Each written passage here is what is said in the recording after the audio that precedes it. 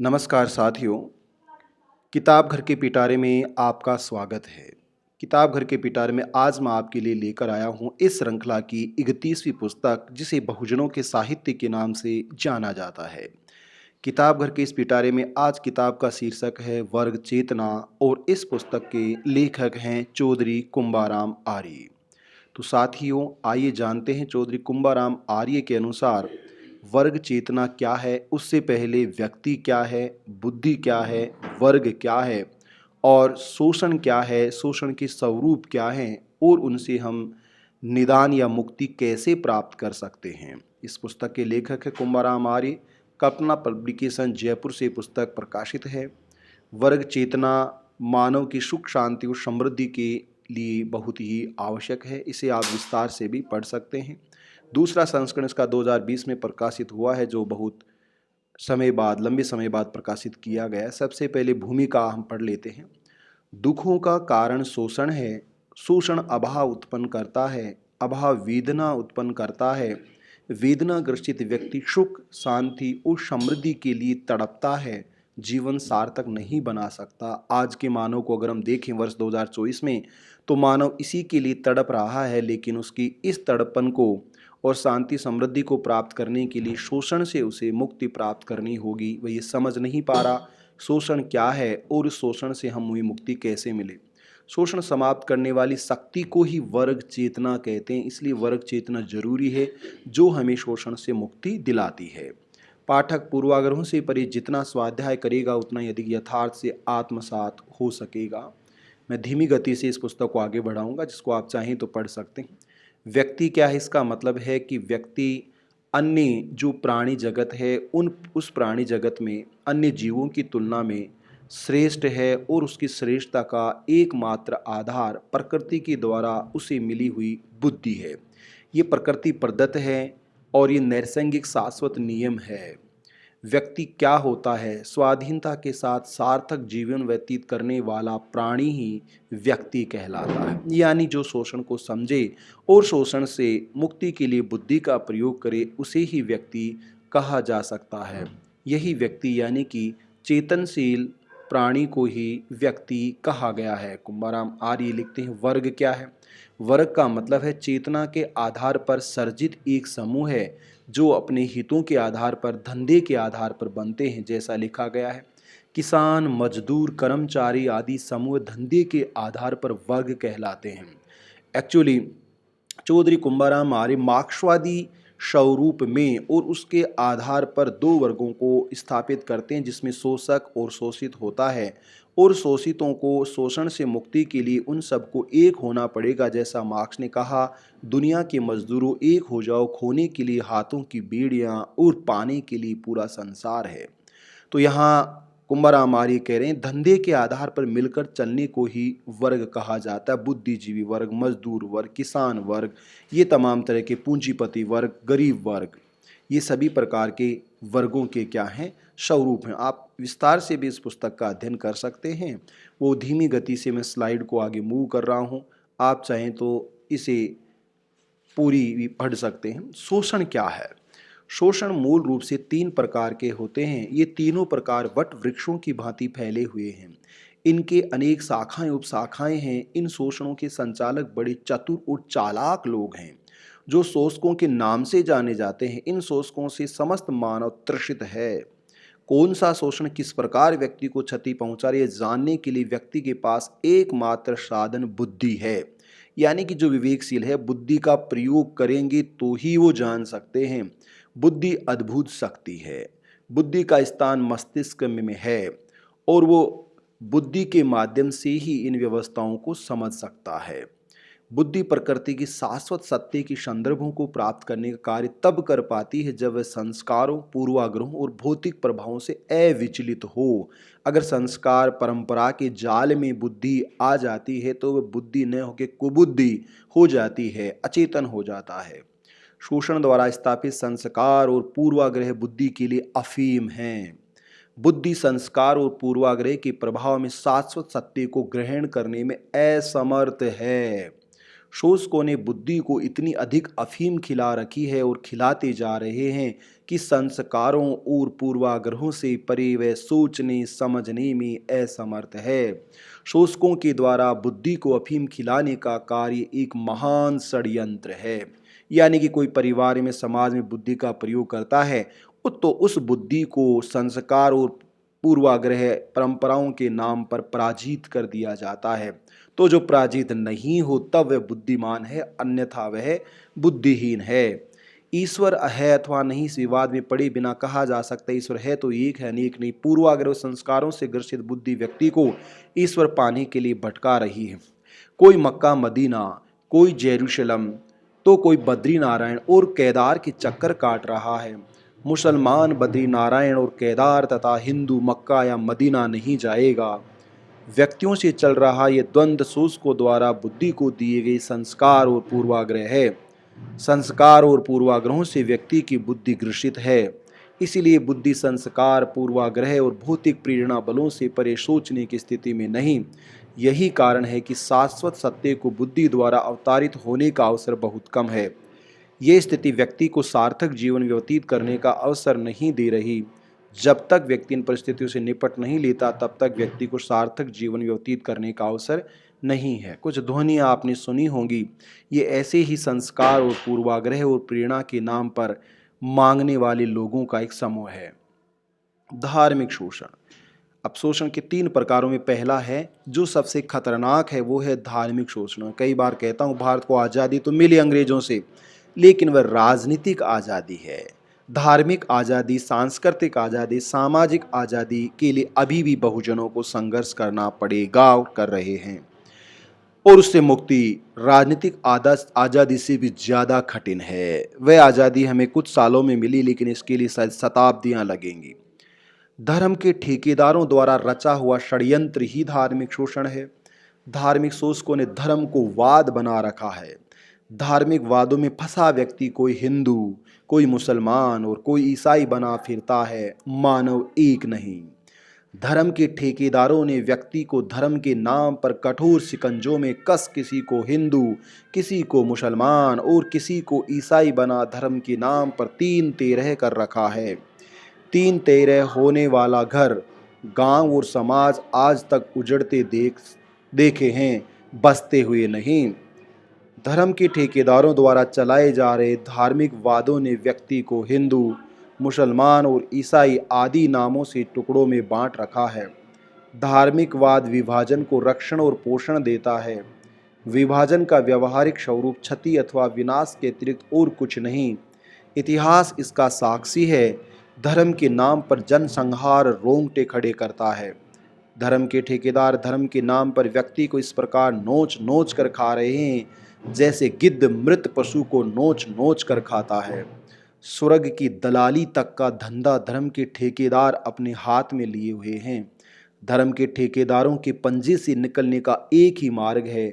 जैसे बीमार व्यक्ति स्वास्थ्य लाभ के लिए आयुर्वेदिक, यूनानी व एलोपैथिक पद्धति में से उसे जो सुलभ हो उस पद्धति से इलाज करा सकता है। इलाज कराने के लिए वे किसी पद्धति के वाद में फंसा हुआ नहीं है। इसी भांति व्यक्ति को धर्मों से लाभ लेना चाहिए। धर्म का जहाँ तक प्रश्न है, धार्मिक शोषकों ने व्यक्ति की बुद्धि में ऐसे संस्कार और पूर्वाग्रह भर दिए हैं कि व्यक्ति पूर्वाग्रहों और संस्कारों के घेरे के बाहर सोचने, बोलने और चलने में असमर्थ है। धार्मिक शोषण बुद्धि को स्वाधीन विचरने का अवसर नहीं देता।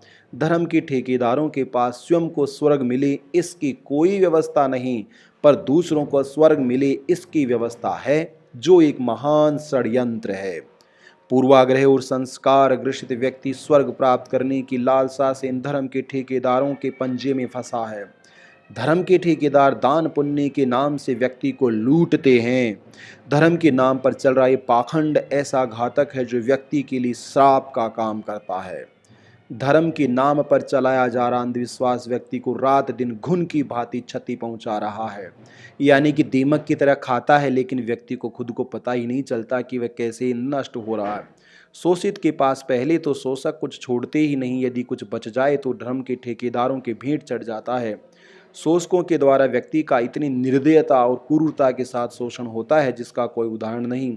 धार्मिक शोषण का किसी कवि ने कविता के द्वारा बड़ा ही मार्मिक चित्रण उपस्थित किया है।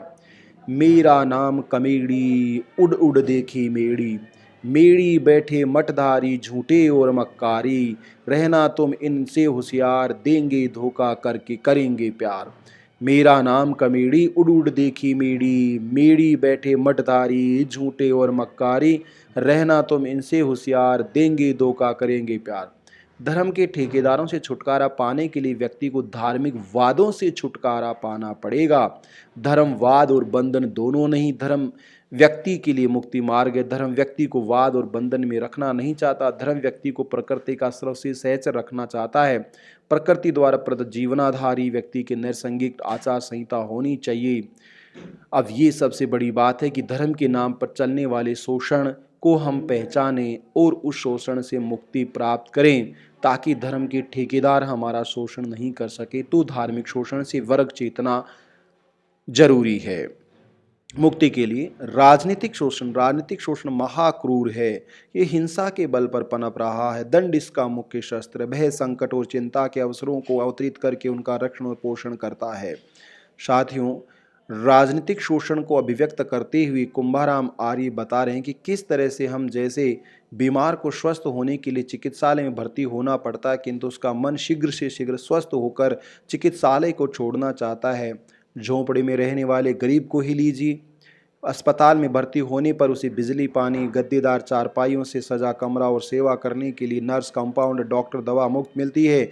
इतनी सुख सुविधा गरीब ने जीवन में कभी नहीं पाई, फिर भी वह वहां रहने के स्थान पर स्वस्थ होकर शीघ्र से शीघ्र अपनी झोंपड़ी में जाना चाहेगा। अस्पताल की सुविधा उसे स्वीकार नहीं, क्योंकि अस्पताल में सब सुविधा होते हुए भी वह स्वाधीन नहीं है।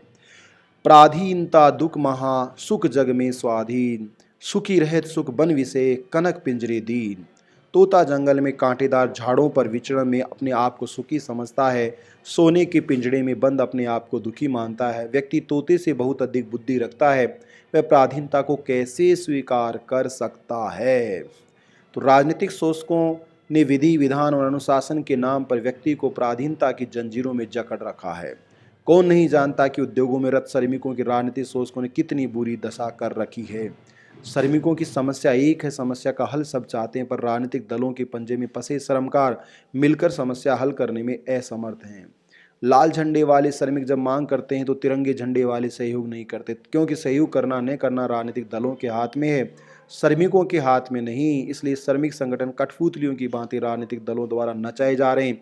तो राजनीतिक दल का सदस्य बनना, राजनीतिक दलों का गुलाम होना, राजनीतिक दलों के लिए जय जयकार करना, ये राजनीतिक शोषण का सबसे बड़ा हथियार है, जिसमें व्यक्ति बीजेपी या कांग्रेस की मेंबरशिप लेके उसकी दास्ता की मेंबरशिप लेता है, राजनीतिक शोषित होने की मेंबरशिप लेता है।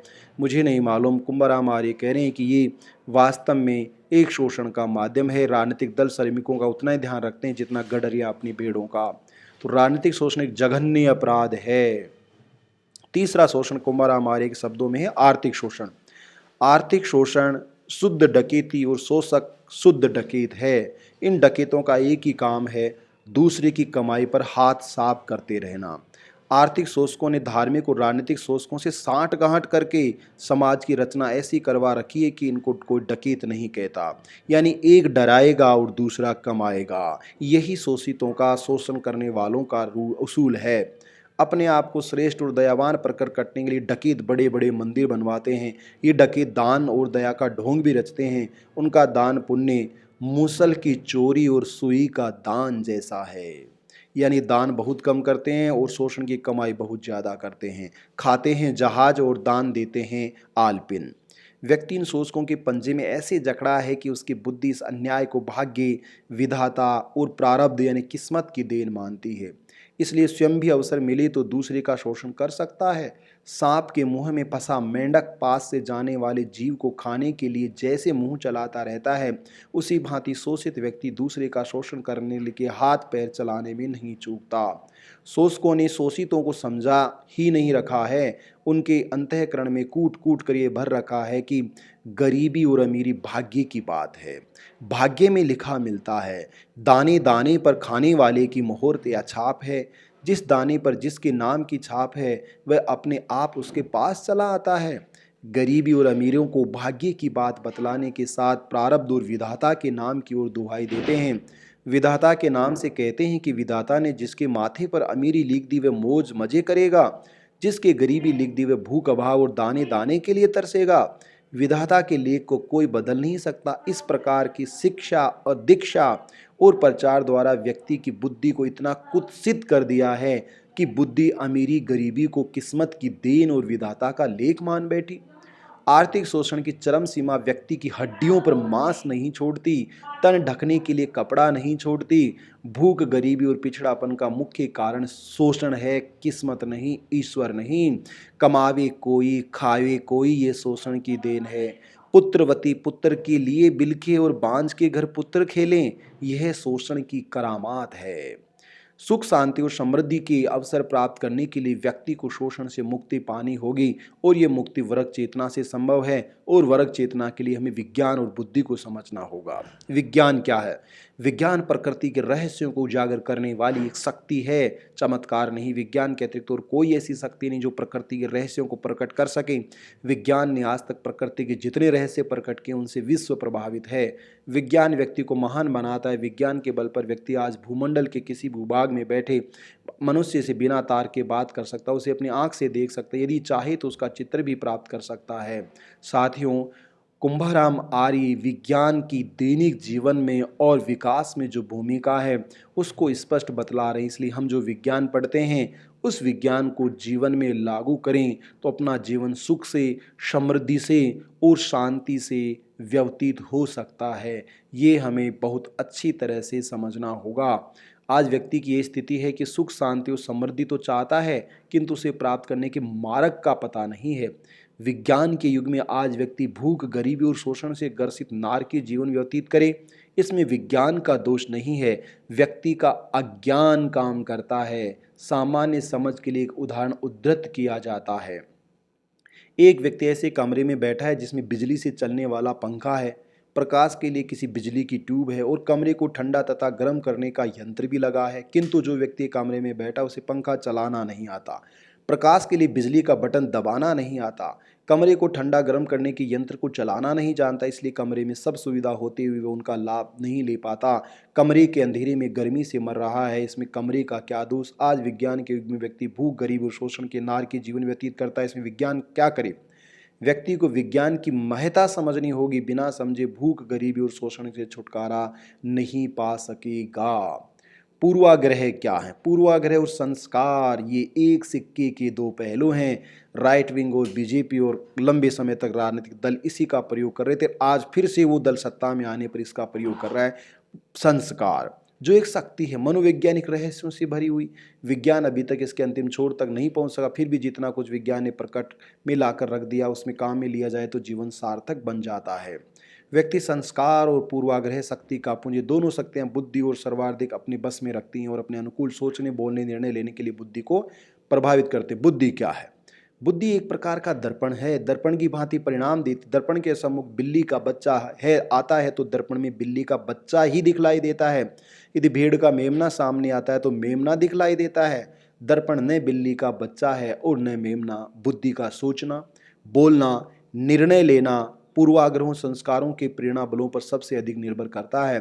पूर्वाग्रह और संस्कार शोषण ग्रसित हैं, इसलिए बुद्धि शोषणवर्ती से सोचने, विचारने और निर्णय लेने के लिए विवश है। तो ऐसे लोगों की बुद्धि जो पूर्वाग्रह और संस्कारों से ग्रसित होती है, वो कुबुद्धि के लोग उतना ही सोच सकते हैं, वो कुतर्क कर सकते हैं, उनमें विज्ञान और बुद्धि सही मायने में नहीं होती।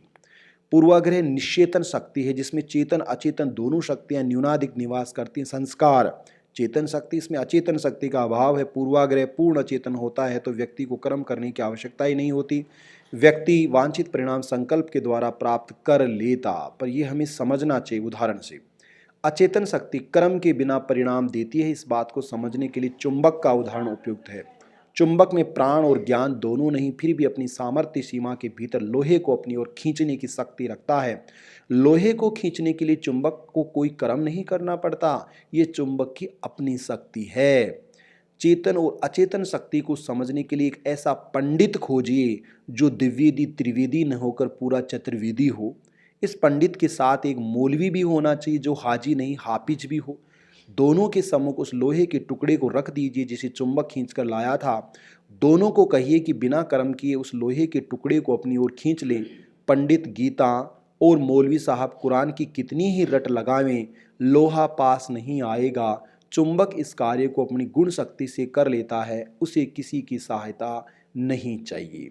तो ये साथियों कुंभराम आर्य ने चुंबक के उदाहरण के द्वारा साफ साफ ये बता दिया है किस तरह पंडे और मौलवी लोगों का खून पीते हैं, ये हमें किस्मत के नाम पर लूटते हैं, ये हमें समझना होगा। कर्मकांड के जाल में, पूर्वाग्रह के जाल में, परंपरा के नाम में, संस्कारों के नाम से ये व्यक्ति हमारे खून को पी रहे हैं। मेहनत की खून पसीने की जो कमाई है उसको दीमक की तरह खा रहे हैं। पूर्वाग्रह संस्कारों का संग्रहित कोश मन है। मन में पूर्वाग्रह और संस्कार दोनों निवास करते हैं।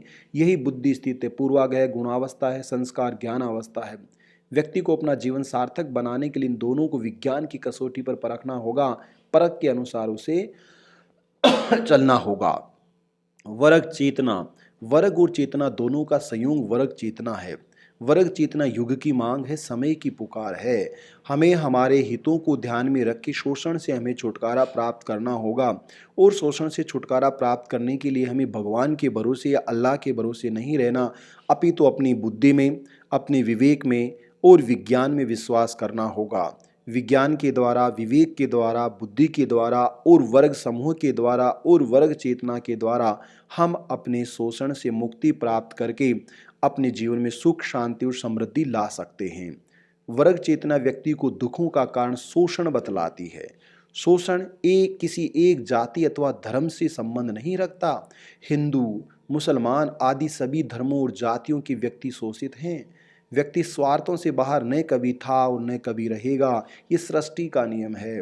व्यक्ति अपने स्वार्थों के साथ चलेगा। स्वार्थों को आज के युग में वर्ग पूरा करता है, जाति और धर्म स्वार्थों को पूरा नहीं करते। व्यक्ति को अपना स्वार्थ पूरा करने के लिए वर्ग का सहारा लेना पड़ेगा। वर्ग का आधार धंधा है। श्रम के आधार द्वारा आजीविका चलाने वाले व्यक्ति श्रमकार और बुद्धि के द्वारा जीविका पार्जन करने वाले लोग बुद्धिजीवी कहलाते हैं। उस पिछड़ेपन के कारण आज किसान और मजदूर की राज सुनवाई नहीं करता, समाज पूछ नहीं करता और आर्थिक जगत में कोई स्थान नहीं रखता है। ये इस वर्ग को समझना होगा। किसान और मजदूर वर्ग संगठन के बिना समाज में अपनी पूछ नहीं करवा सकता, आर्थिक जगत में मान प्राप्त नहीं कर सकता और राज्य शक्ति से न्याय प्राप्त नहीं कर सकता। किसान अन्न पैदा करे, दुनिया का पेट भरे, किंतु अपना पेट नहीं भर सकता, ये कैसी विडंबना है। किसान खेती करके अन्न पैदा करता है परंतु अन्न से धन पैदा नहीं कर सकता। किसान खेती करके अन्न पैदा करता है परंतु अन्न से धन पैदा नहीं कर सकता।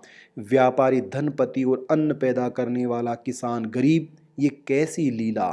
ये सब धांधली वर्ग चेतना के अभाव में चल रही है।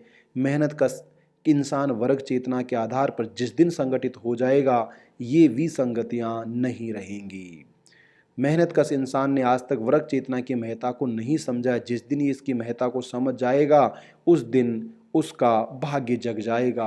व्यक्ति वर्ग संगठन के बिना चौरंगा, केवल धड़ है। शोषक इसे नोच नोच कर खा रहे हैं, वह कुछ नहीं कर पा रहा। चित्कार में पैदा हुआ, मरते समय चित्कार में रहा, सुख शांति और समृद्धि का अवसर नहीं पा सका। उसे पुरुषार्थी बनना पड़ेगा, उसे बुद्धि का प्रयोग करना पड़ेगा, हाथ पांव उसको चलाने पड़ेंगे। आज की भांति राज्य के पैर के नीचे दबा वह नहीं रहेगा यदि वह अपनी वर्ग चेतना का प्रयोग करता है। व्यक्ति अनिवार्य आवश्यकताओं के बिना जीवित नहीं रह सकता। मान लीजिए यदि कोई हाथ, मुंह और नाक को बंद करके प्राणवायु को रोक दे तो उस हाथ को हटाना ही पड़ेगा, चाहे वह हाथ माँ का हो चाहे बाप का। यदि माँ बाप का लिहाज करके हाथ नहीं हटाया जाता है तो फिर स्वयं को दुनिया से हट जाना पड़ेगा। अनिवार्य आवश्यकताओं को व्यवधान रहित रखने वाली शक्ति वर्ग चेतना है। तो ये हमें सोचना पड़ेगा कि संस्कार और पूर्वाग्रह के नाम पर अगर कोई हमारे मुख पर, नाक पर, आंखों पर हाथ रख दे और हमें मार दे तो ये हमारी कुबुद्धि का ही तरीका होगा। वर्ग चेतना व्यक्ति, समाज और राष्ट्र तीनों को रक्षण तथा पोषण देने वाली शक्ति है। केवल व्यक्ति के नहीं, वर्ग चेतना आज विश्व राष्ट्रों के रूप में विभाजित है। व्यक्ति को सार्थक जीवन व्यतीत करने के लिए राष्ट्र की स्वाधीनता, अखंडता और आंतरिक शक्ति की परम आवश्यकता है। इसलिए हम देख रहे हैं देश दुनिया में व्यक्ति आगे बढ़ रहा है, आगे जा रहा है और बुद्धि का प्रयोग करके वह अपनी आजीविका को, अपने जीवन स्तर को उत्कृष्टता की ओर ले जा रहा है। ये सब उसकी चेतना पर निर्भर है। देश में समृद्धि का अभाव, चोरबाजारी, जमाखोरी, महंगाई, भ्रष्टाचार फैलता है। बेरोजगारी, बेकारी, पक्षपात और भ्रष्टाचार जनजीवन को झकझोरने लगता है। समाज हाहाकार मचाने लगता है। आंतरिक शांति गड़बड़ा जाती है। जनता समस्याओं के हल में तो मुंह खोलती है। शासक मुंह बंद करने के लिए शक्ति का प्रयोग करने लगते हैं। जनता और शासकों के बीच संघर्ष प्रारंभ हो जाता है। शासक दल सत्ता में बना रहने के लिए लाठी गोली चलाने पर उतारू हो जाता है। न्याय नीति ताक पर रख दी जाती है। निरपराधियों से जेल भर दी जाती है। ऐसी स्थिति को नादिरशाही कहते हैं, जिसमें विनाश के अतिरिक्त कुछ भी नहीं है। तो वर्ग चेतना बहुमत वर्ग को सत्ता दिलाकर उसे स्वाधीनता और आंतरिक शांति के लिए आवश्यक त्याग और बलिदान के लिए कटिबद्ध रखती है। वर्ग विहीन सरकार देश के लिए अभिशाप है। वर्ग चेतना और लोकशाही, ये हमें समझनी होगी कि किस तरह से हमारी लोकशाही की जो व्यवस्था है उसमें वर्ग चेतना के माध्यम से हम अपना हित कर सकते हैं। ये घोषणा पत्र लोभ और धोखे के अतिरिक्त कुछ भी नहीं है। हमें इन घोषणा पत्रों को, राजनीतिक दलों को समझना होगा। जाति, धर्म तथा घोषणा पत्र के प्रलोभन पर चुना गया विजयी दल, यानी कि धर्म के नाम पर बीजेपी, जाति व्यवस्था और अन्य व्यवस्थाओं के नाम पर कांग्रेस या अन्य दल जब सत्ता संभालता है तब वर्ग के स्थान पर जाति और धर्म के भावों को प्रधानता देता है। फिर धर्म यानी हिंदू धर्म के नाम पर या जाति के चतुर और चालाक लोगों तथा प्रतिनिधियों के बीच साठ गांठ होते देर नहीं लगती। चुंबक और लोहा जैसे एक दूसरे से चिपक जाते हैं, वैसे ही शासक दल के प्रतिनिधि, जाति और धर्म समाज के चतुर चालाक लोग एक दूसरे से चिपक बैठते हैं।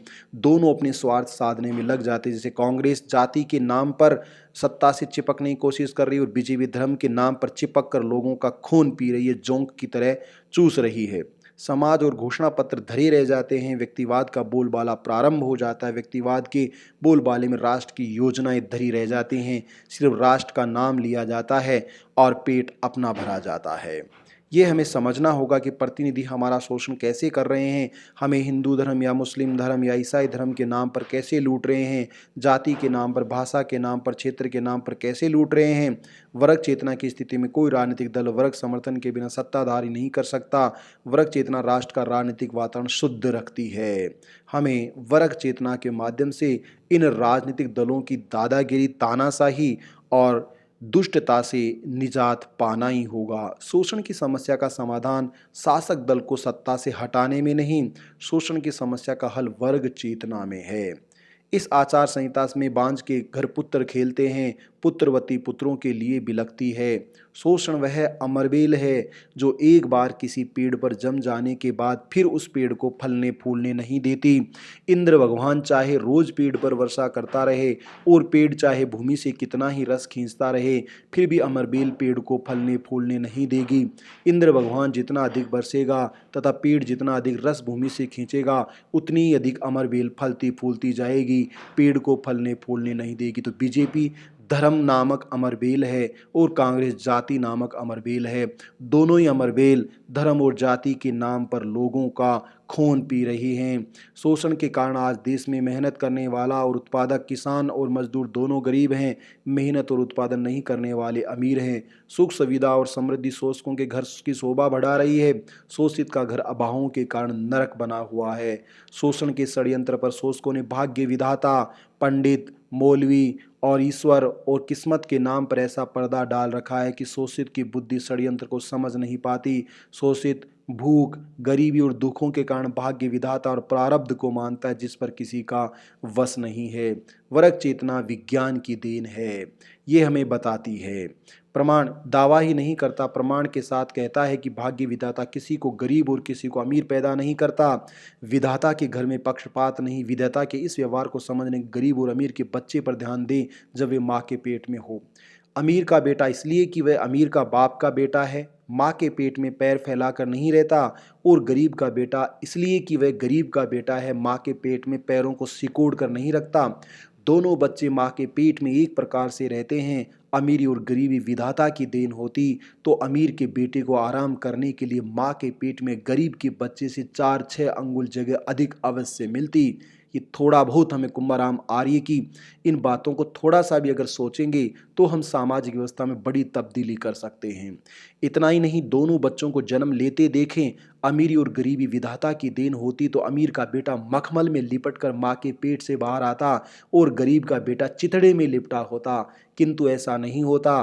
दोनों बच्चों को माँ के पेट से मलबे में लिपट कर आना पड़ता है। जन्म के बाद फिर देखिए, विधाता ने अमीर के बेटे को 2 हाथ, 2 पैर और 2 आंख दी हैं, तो गरीब को भी 2 हाथ, 2 पैर और 2 आंख दी हैं। एडी से चोटी तक देखा जाए तो अमीर के बेटे के पास गरीब के बेटे से अधिक कुछ भी नहीं है। भाग्य विधाता और प्रारब्ध के कारण कोई गरीब और कोई अमीर नहीं होता। गरीबी और अमीरी शोषण की देन है। शोषण शोषक को अमीर और शोषित को गरीब बनाता है। इस अमीरी और गरीबी का संबंध भाग्य विधाता और किस्मत से नहीं है। अमीरी गरीबी उस स्थान से आरंभ होती है जहां विधाता अपनी सीमा समाप्त करता है। उद्गम स्थान जन्म है। जन्म लेने की देर है, दाई का हाथ अमीर के बेटे को झूला झुलाने लगता है। गरीब के बेटे को चारपाई मिली तो मिली, नहीं तो भूमि पर लेटना पड़ता है। भाग्य विधाता और प्रारब्ध के मत्थे अमीरी और गरीबी मरना उन शास्त्रकारों का षड्यंत्र है जिन्होंने राज्य, समाज और अर्थ संहिता की रचना की है। साथियों, इस शोषण के चक्रव्यूह को तोड़ने के लिए हमें अभिमन्यु बनना पड़ेगा, अपनी बुद्धि का प्रयोग करना पड़ेगा, वर्ग चेतना का प्रयोग करना पड़ेगा, जिसके बाद ही हम अपनी किस्मत को बदल सकते हैं।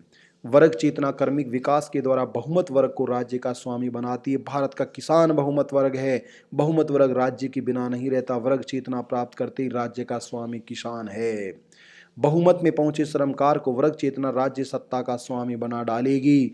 वर्ग चेतना ही व्यक्ति की किस्मत, जिसको जोड़ रखा है, जिसका नाम ले रखा है, उसको बदल सकती, उसको परिवर्तित कर सकती। वर्ग चेतना के माध्यम से देव पुरुष की स्थिति होती है और वह सब लोगों के लिए शोषणविहीन व्यवस्था को स्थापित करने का कार्य करती है। जैसा चुंबकीय उदाहरण के लिए भी समझाया गया है, चुंबकीय उदाहरण के माध्यम से हम इसे समझ सकते हैं। तो बिना कर्म के वांछित आवश्यकताओं को प्राप्त कर लेने की क्षमता में पहुंचा व्यक्ति देव पुरुष होगा। देव पुरुष सुख, शांति और समृद्धि के बीच स्वावलंबी और स्वाधीनता के साथ सार्थक जीवन व्यतीत करेगा। उस समय धरा पर स्वर्ग उतरा होगा। ऐसे सुंदर भविष्य के लिए वर्ग चेतना कौन स्वीकार नहीं करेगा। तो ये था साथियों कुंभाराम आर्य के द्वारा लिखी गई पुस्तक किताब घर का पिटारा। इसी के साथ बंद होता है। वर्ग चेतना पुस्तक संख्या 31 चौधरी कुंभाराम आर्य के द्वारा लिखी गई। बेशक आप मेरे व्याख्यान को सुनेंगी तो आपके जीवन में तब्दीली होगी, जो कि सकारात्मक और अच्छे जीवन की तरफ आपको ले जाएगी। Thank you so much.